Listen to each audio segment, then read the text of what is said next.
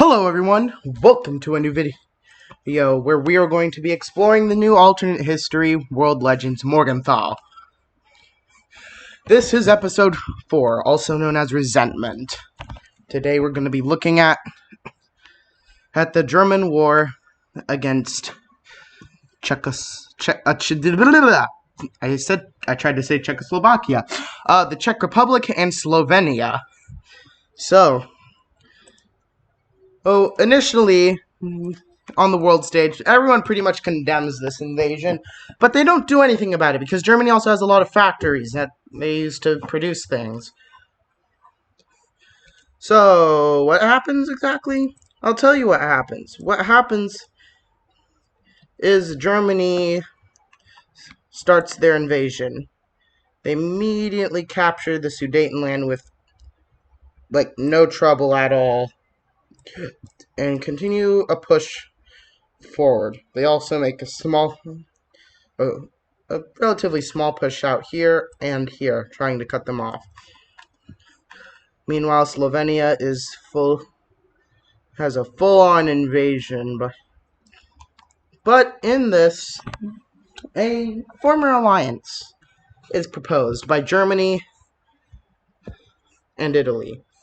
See, both Italy and Germany have some vengeance that they want to take out on the world. For the loss of World War II, and for Germany, the loss of World War I, the German humiliation, and the Great German Starvation, due to, this, they are ready to fight once more. And as such, Italy sees it's about high time that maybe that whole friendship thing wasn't that bad. And as such, Hungary also gets involved, and so does Croatia, along with Libya.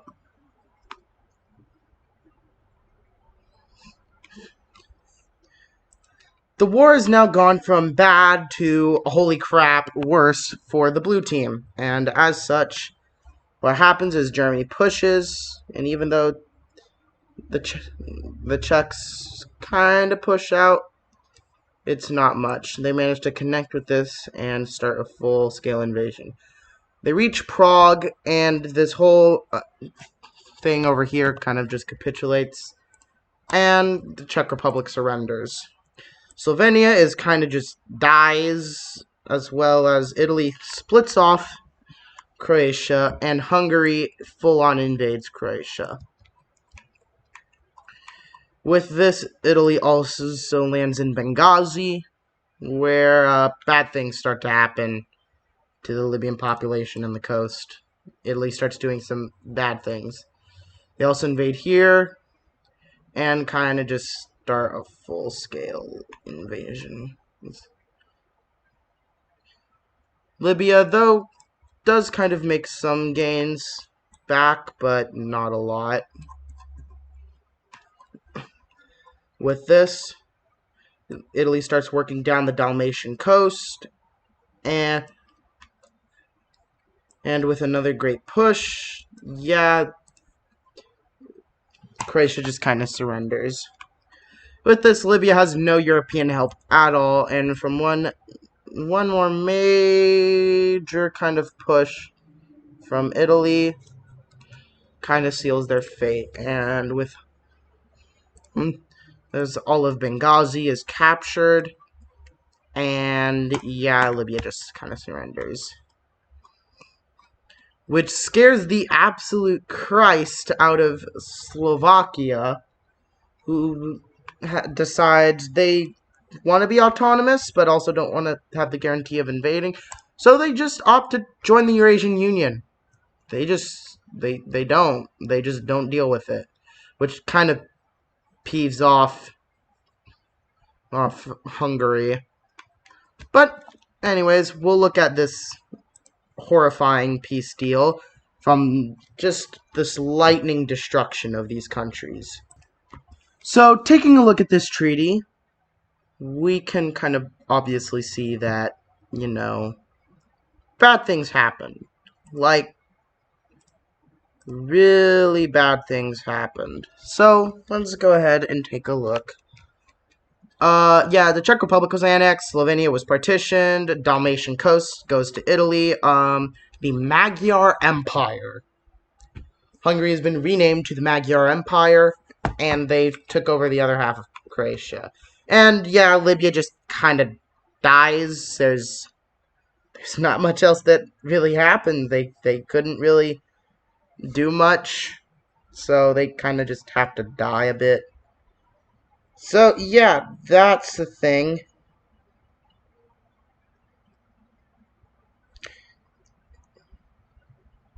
Sorry. Yes. Anyways, with this, rising tensions in Europe are skyrocketing. Currently, there's four major factions. There's the new Neo-Axis. If you guys want a better name, link in the put it in the comments. There's the new Neo-Axis between Germany, Italy, and Hungary, and the Atlantic Federation between the United States, France, Spain, Portugal, Great Britain, and Morocco now gains new members in Norway, Denmark, and Iceland. So yeah, it's pretty big. There's also the Middle Eastern Federation between Turkey, Azerbaijan, and Saudi Arabia. Oh, don't mind this. That was just kind of a testing thing. Anyways, yeah, that is a lot of bad. Tunis is also scared for their safety. And yeah, all around bad things are happening. Especially since even more bad things are about to happen in Brazil. Yeah, really bad things. So basically what happened is the Amazon people who kind of want to preserve the Amazon and don't really approve of the stupidity that, don't know why that was there. That is, Brazil's kind of deforestation. So yeah, they start an entire war. How bad is this war? Pretty bad for Brazil. They kind of invade here, take over the island, and start moving out. Now, is Brazil worried? No, not at all. They're the 10th strongest country in the world. They're not worried. So they immediately invade and take over a few things. You know, they. I don't know if that was not okay. They also split off here and invade it and take it over, as well as invading back the island and using it as a jumping off point to kind of invade here, which helps split the army and kind of force them to retreat back. Now, who all approves of this, of each side? Well, I can tell you the Eurasian Federation is definitely supporting the Amazon, not for any particular reasons, but just because Brazil is in this timeline is a major United States ally, along with Colombia. They both are on very good terms with each other, and so Colombia kind of starts helping Brazil until they start helping them a bit too much. Yeah, I don't know what Colombia was expecting, but the natives kind of the Amazon kind of starts invading their territory after they learned of the shipment from here all the way over here. Yeah, it's not good. So, as Brazil kind of starts winning, and they manage to kind of make a little encirclement here and push it, yeah, Colombia's dying, which isn't very good. It isn't the most ideal situation. Brazil makes a major push here.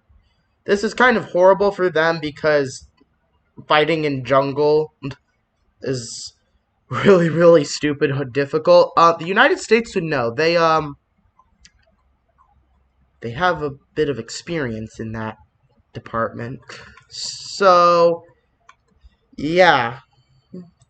Internationally, this is seen as the Amazon people getting away from the tyranny of Brazil. But the United States also sees this as a way that they can try telling Brazil, hey, maybe deforesting the Amazon isn't great. You should start fixing it. And Brazil is really starting to see the effects of, I should have been fixing it. Because now they're in war because of it. They managed to encircle and cut off these small group right here, which flees into French Guiana. France immediately kind of feels empathy for them because they just toast them. And then bad things start to happen when Brazil tries to go in and try to take them out. But France says no. They say no. And they give them back to Brazil they give the people back the army back to the Amazon, which really ticks off Brazil.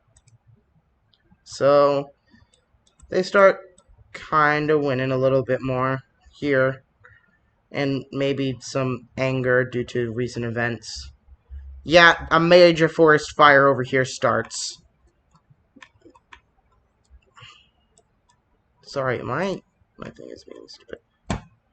Yeah, anyways, yeah, a major forest fire over here starts, and I'm gonna mark this as orange. So, major forest fire. It's a jungle fire now. It's a rainforest jungle fire.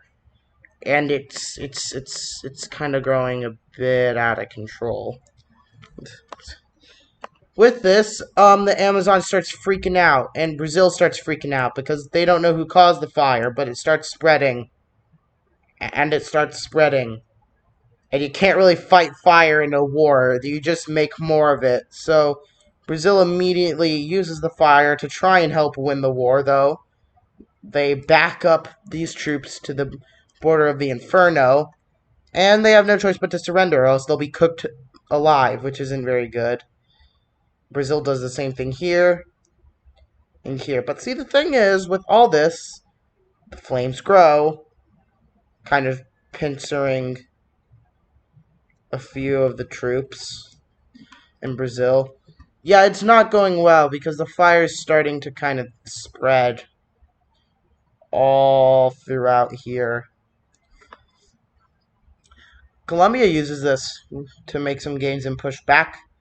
Heck, they even enter and start having a little bit of success. This is a problem, but Brazil doesn't mind it because they're winning here as well, and they're kind of... Anyways, the United States sends like 50% of their Fire Force volunteers and stuff over, and they start kind of putting out the fires a bit. Not a lot, though. So, a ceasefire is temporarily made between both sides, so they can start trying to put out the forest fire. They eventually manage to make pretty significant impact and manage to finally defire the forest. So yeah, and now the Amazon is kind of burnt to the ground in this area. I'm just gonna mark kind of like all this, you see? Yeah, it's burnt. It's waste. It's burnt to the ground. I'm gonna start using gray to mark wasteland and stuff. So yeah, like actual wasteland, because you know, all this is useless. All this is useless here. But whatever. So as Brazil finally pushes, they push up and manage to connect with the border of Venezuela, splitting the armies in two. Colombia makes a really grand push along with Brazil, and it splits the force into three. This over here escapes into the neighboring countries. They pincer off, this movement here. And these guys escape into Peru, which really ticks off Brazil that only these people are keeping captives. Are keeping these people. Anyways, with one final great push and the cleaning up of the wasteland starting to occur, you know, maybe Brazil just had a few things wrong. So they do inevitably surrender, leading to an end of the war. However, that's really not the end of it, because tensions in South America are now growing a lot. Brazil still claims this bit of land because they want it. They want this land, alright? But anyways, that'll do it for this episode, kind of. Just a few wars here and there. However, there is some really big problems with China.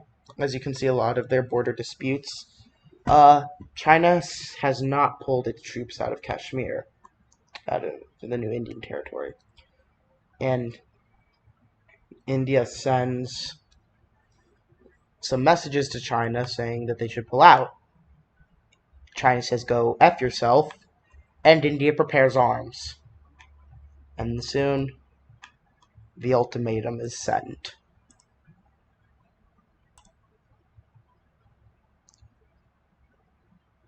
That'll do it for this episode of World Legends Morgenthau. Episode 4, Resentment.